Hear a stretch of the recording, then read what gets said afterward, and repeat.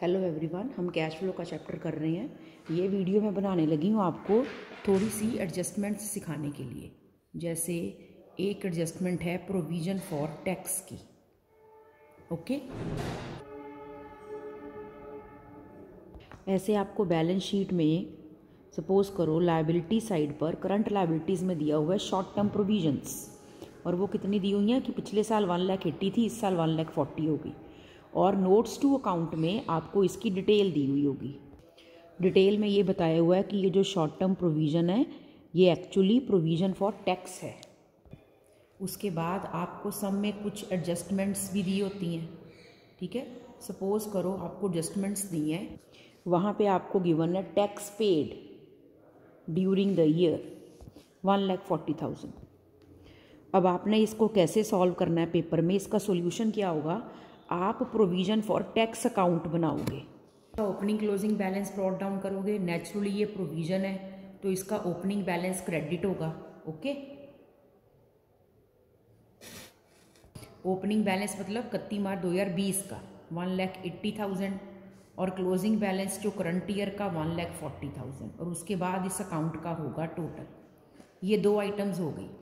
उसके बाद इस अकाउंट में आइटम्स आती कौन सी हैं, एक तो टू बैंक टैक्स पेड, और एक इस तरफ आती है by statement of P&L। Okay, ये होता है provision made during the year, ठीक, और ये होता है tax paid during the year. इस अकाउंट में ये चार आइटम्स ही आपको मोस्टली आएंगे अभी +2 लेवल पर। ठीक है, ये दोनों बैलेंस आपको बैलेंस शीट से मिल जाएंगे। इन दोनों में से एक को ब्रॉट डाउन कैरी डाउन कर लोगे, इन दोनों में से एक चीज आपको गिवन होगी, नेचुरली चौथी बैलेंसिंग फिगर होगी। अब जैसे इस सम में आपको टैक्स पेड गिवन है, जब आप टैक्स पे करोगे, आप जो प्रोविजन आपने बनाई थी, जो क्रेडिट बैलेंस आपके पास पड़ा था, अब आप उसे डेबिट करोगे, मतलब उसे यूज करोगे। जब बनाई थी तब तो स्टेटमेंट ऑफ P&L 2 प्रोविजन बनाई थी ना। ठीक है, अब आप क्या करोगे, उसको यूज करोगे। ये देखो ऐसे बनाई थी ना, याद करो जब मैंने ये वाला अकाउंट करवाया था, ट्रेडिंग एंड P&L अकाउंट में स्टेटमेंट ऑफ P&L 2 प्रोविजन जब बनती है तब प्रोविजन क्रेडिट होती है। +1 की प्रोविजन फॉर बैड डेट याद कर लो, जब बनती थी तो 2 प्रोविजन फॉर बैड डेट आती थी, तो जब बनेगी तब तो statement of P&L 2 provision for tax होगी। ठीक है, और जो टैक्स पेड होगा तब उसको हम यूज करेंगे, तब प्रोविजन को डेबिट करेंगे, टू बैंक पे कर देंगे। अब आपको इस सम में टैक्स पेड गिवन है 1,40,000, आप यहाँ पे लिखोगे 1,40,000, चौथी बैलेंस फिगर आ जाएगी। ये हो गया 2,80,000, तो यहाँ पर भी 2,80,000 आना चाहिए। अब यहाँ पर क्या हुआ, 1,00,000 आपकी आ गई balancing figure tax provision made during the year. अगर ये फिगर गिवन होती तो ये बैलेंसिंग फिगर आ जाती। अब आपने इसकी ट्रीटमेंट कैसे करनी है, मैंने यही वाली इलस्ट्रेशन में से फिगर्स उठाई हैं। जैसे यहाँ पे आपको शॉर्ट टर्म प्रोविजन 1,40,000 1,80,000 गिवन था, नोट्स टू अकाउंट्स में गए, इलस्ट्रेशन नंबर 53 है गरेवाल की, तो शॉर्ट टर्म प्रोविजन में यही चीज यहाँ पर गिवन है, ये वाली 1,40,000 डिटेल उसकी गिवन है। अब ये वाला अकाउंट प्रिपेयर किया, इसमें जो टैक्स पेड है वो कहाँ पे आएगा, जब एंड में आपका कैश फ्लो का आंसर आने वाला होगा। तो अगर आपके सम में टैक्स पेड आपको गिवन हो तो आपने जो आंसर आया, जैसे 8,14,000 आया, इसको फटाफट नहीं लिख देना cash flow from operating activity. एक सेकंड रुको, यहां पे लिखो फिलहाल कैश जनरेटेड फ्रॉम ऑपरेशंस, फिर लिखो लेस टैक्स पेड। क्या लिखो, टैक्स पेड या पेमेंट ऑफ टैक्स, कुछ भी, वो माइनस किया कितना 1,40,000, बाकी जो आया वो cash flow from operating activities. तो आपका कैश फ्लो का आंसर 8,14,000 ही होना था, बशर्ते कि सम में टैक्स पेड ना होता। अगर इस सम में टैक्स पेड ना होता तो 8,14,000 ही आपका आंसर होता cash flow from operating activities. अब जो tax provided during the year है, जो बनाई है 1,00,000 की प्रोविजन, वो यहां पर आएगी। जब आप net profit before tax extraordinary items निकालोगे तब आप उसमें डिविडेंड ऐड करते हो, equity dividend, preference dividend, transfer to reserve, तब प्रोविजन फॉर टैक्स भी वहीं पर ऐड होता है। तो यहाँ पर 1,00,000 ऐड होगा, तो आपका आंसर आएगा net profit before tax and extraordinary items. तो ये मैंने आपको बताया था आज की क्लास में भी कि ये सारा चीज हम वर्किंग नोट में भी कर सकते हैं। ठीक है, अब एक चीज और हो सकता है कि आपको सम में, ठीक है, जैसे ये मैंने कहा ना कि ये आपको चीज गिवन थी 1,40,000, सपोज करो गिवन ना हो, सपोज करो ये एडजस्टमेंट पेपर में नहीं आई, काटो इसको, नहीं आई, बस पेपर में क्या आया, अकाउंट, बस आपको बैलेंस बना हुआ आया, ये एडजस्टमेंट नहीं आई पेपर में, नॉट गिवन। अब क्या करें, अकाउंट बना लिया, दोनों balance brought down carry down कर लिए, अब बैठ गए कि रितु मैम ने तो कहा था कि एक चीज गिवन होगी तो चौथी बैलेंस फिगर निकलेगी, बट नो, अगर आपको दोनों में से कोई एक चीज गिवन है तो चौथी बैलेंस फिगर निकलेगी, मानना, पर सपोज दोनों ही नहीं गिवन। अब आपने क्या करना है, आपने ये अज्यूम करना है कि जो पिछले साल की प्रोविजन थी वो मैंने इस साल पे कर दी होगी, 1 लाख, इसको इधर लिख देना है, 1,40,000 को इधर लिख देना है। तो ये कितना टोटल बन गया, 3,20,000, 3,20,000। बस फिर आपने इसको इधर लिख देना है, फिर बैलेंस फिगर कोई नहीं आनी, आपका अकाउंट मैच हो गया। आपने ज्यूम करना है कि पिछले साल वाली जो प्रोविजन बनाई थी वो टैक्स हमने पे कर दिया, और इस साल मैंने 1,40,000 की प्रोविजन और बनाई है, ये रहा उसका बैलेंस कैरी डाउन, वही जो इस साल बनाई वही बैलेंस पड़ा हुआ है। ट्रीटमेंट वही कि टैक्स पेड आपने कैश जनरेटेड फ्रॉम ऑपरेशंस में से माइनस करना एंड में आके ऑपरेटिंग में, और ये प्रोविजन मेड ये आपकी net profit before tax and extraordinary item में जाके प्लस होगी। अब एक और एडजस्टमेंट करवाती हूँ डिविडेंड की, ठीक है। अब डिविडेंड आपका एनुअल डिविडेंड भी हो सकता है जो प्रपोज डिविडेंड होता है, ठीक है, वो आपका प्रपोज्ड डिविडेंड भी हो सकता है, और वो आपका इंटरिम डिविडेंड भी हो सकता है, ये दोनों हो सकते हैं, ठीक है। अब फर्स्ट आपको कराती हूँ इंटरिम डिविडेंड। अगर आपको सम में इंटरिम डिविडेंड पेड सपोज करो गिवन है 10,000, एडजस्टमेंट्स में, ये एडजस्टमेंट्स में गिवन है, आपने बस क्या करना है, इंटरिम डिविडेंड पेड 10,000 गिवन है, आपने ये अज्यूम करना है इंटरिम डिविडेंड होता है तो जो 2 एनुअल जनरल मीटिंग्स के बीच में साल के दौरान कभी कंपनी डिक्लेयर करती है, तो ये जो डिविडेंड है आपने net profit before tax and extra ordinary items, ठीक है, इसको निकालने के लिए, ऑर्डिनरी आइटम्स, इसको निकालने के लिए इसमें आपने इसको ऐड कर देना 10,000 को, ठीक है। पहली ट्रीटमेंट ये, ठीक है, ट्रीटमेंट्स क्या होंगी इसकी, और दूसरी ट्रीटमेंट क्या होगी कि फाइनेंसिंग एक्टिविटीज में जाकर ये लेस होगा 10,000, बस ये 2 ट्रीटमेंट्स, ठीक है, ये हो गई इंटरिम डिविडेंड की ट्रीटमेंट्स। उसके बाद अब हम करते हैं प्रपोज्ड डिविडेंड, ठीक है। अब इसकी क्या ट्रीटमेंट होगी, ये तो हो गई इंटरिम डिविडेंड, अब करेंगे प्रपोज्ड डिविडेंड।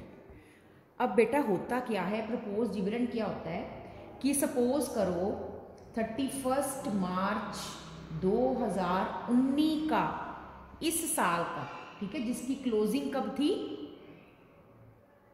क्लोजिंग ईयर कह लो या ईयर एंडेड कह लो, 31 मार्च 2019 का जो साल जो खत्म हो रहा है, इसका जो कंपनी ने डिविडेंड देना है, ठीक है, तो वो डिविडेंड कब कंपनी प्रपोज करेगी, इस साल में कंपनी ने चाहे प्रपोज कर दिया, पर इसको अप्रूव कब किया जाएगा, will be approved in the year ending 31 मार्च 2020।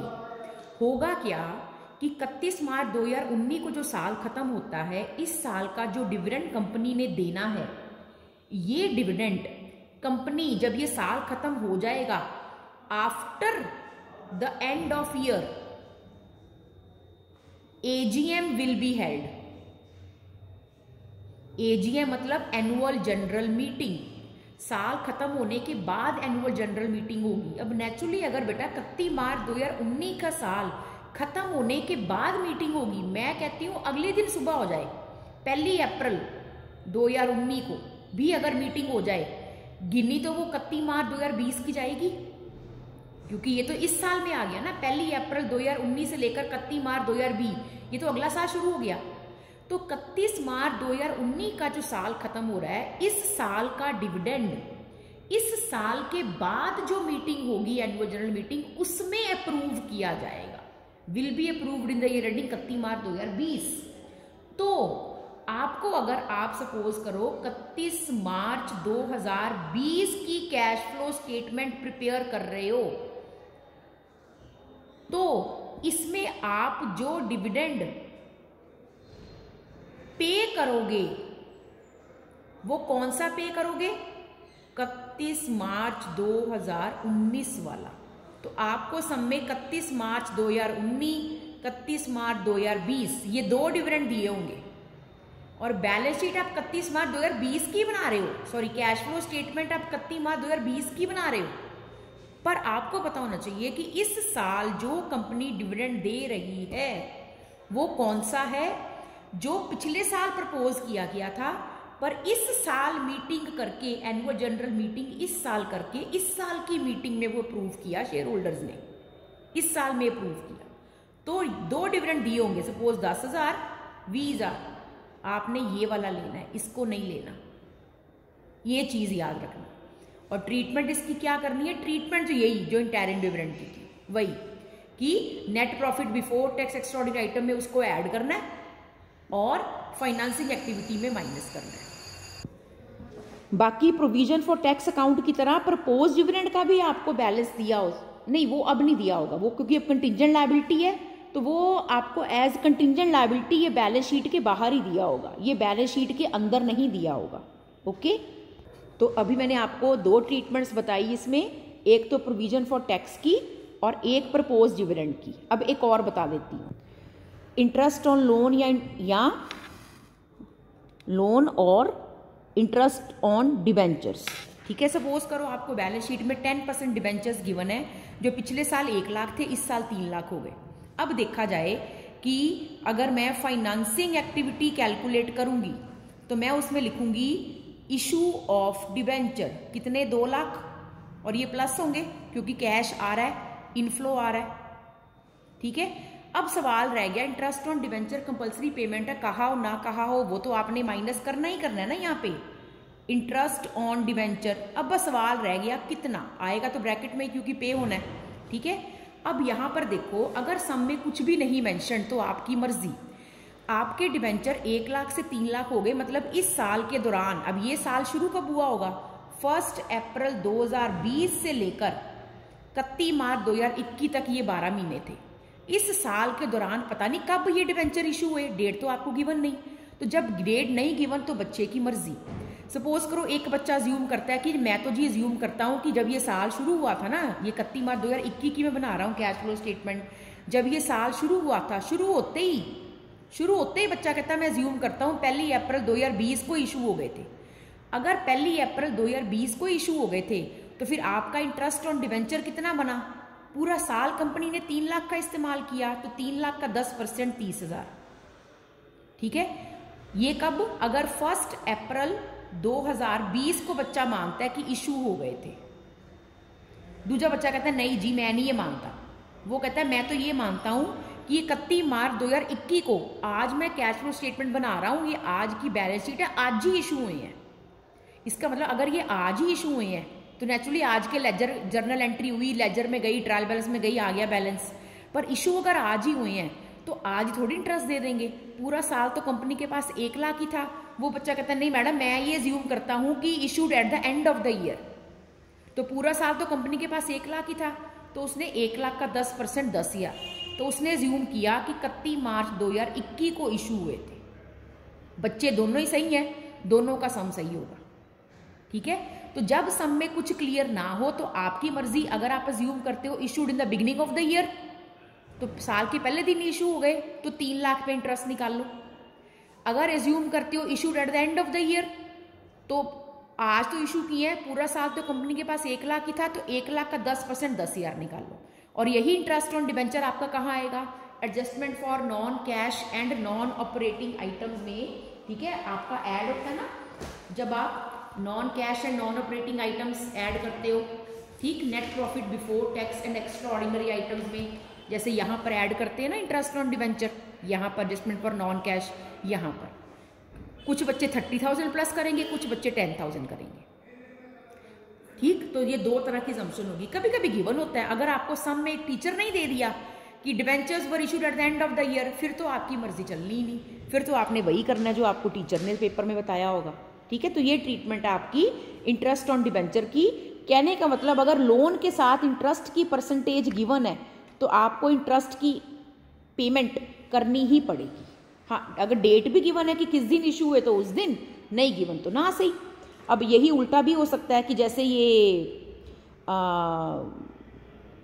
7 लाख थे, ठीक है, या 1 इधर कर लो 3 इधर कर लो, तो फिर ये रिडम्पशन हो गई। अब रिडीम किस दिन हुए, अब इशू ऑफ डिबेंचर की जगह रिडम्पशन ऑफ डिबेंचर आ जाएगा, ठीक है, इशू ऑफ डिबेंचर की जगह रिडम्पशन ऑफ डिबेंचर आ जाएगा। चलो वो तो आ गया 2 लाख ब्रैकेट में, रिडीम हो गए।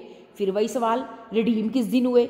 अगर कुछ बच्चे कहते हैं madam in the beginning of the year, पहले दिन ही रिडीम कर दिए थे, तो वो फिर 1 लाख पे इंटरेस्ट निकाल लेंगे, ठीक है, अगर वो मानते हैं कि 1 अप्रैल को ही रिडीम हो गए थे। कुछ बच्चे कहते हैं नहीं मैडम हम अज्यूम करेंगे कि साल के एंड वाले दिन रिडीम हुए, तो एंड वाले दिन तक तो कंपनी 3 लाख का इस्तेमाल करते रही ना, तो अगर 31 मार्च को रिडीम हुए 2021 को, वो फिर 30,000 इंटरेस्ट शो करेंगे। डिपेंड करता है आप अज्यूम क्या करते हो, पर जो भी अज्यूम करते हो, जब पूरी कैश फ्लो स्टेटमेंट बना लोगे तो एंड में दोगे नोट, और नोट लिखकर वहां पर लिखोगे, ठीक है, कि assumed to be issued in the beginning of the year, debenture assumed to be issued at the end of the year, ठीक है। और आज जो मैं क्लास में सम करवा रही थी, ठीक है, उस सम में क्या हुआ, वो cash and cash equivalent and में मैं आपको शो करना भूल नहीं गई, सॉरी, वो वीडियो एकदम बंद हो गई। तो वो जो कैश एंड कैश इक्विवेलेंट में करंट इन्वेस्टमेंट्स और cash in hand cash at bank था, वो ओपनिंग वाला प्लस किया, तो जब आप net increase in cash and equivalent में उसे प्लस करोगे तो ऑटोमेटिकली क्लोजिंग वाला आंसर आ जाएगा। Thank you.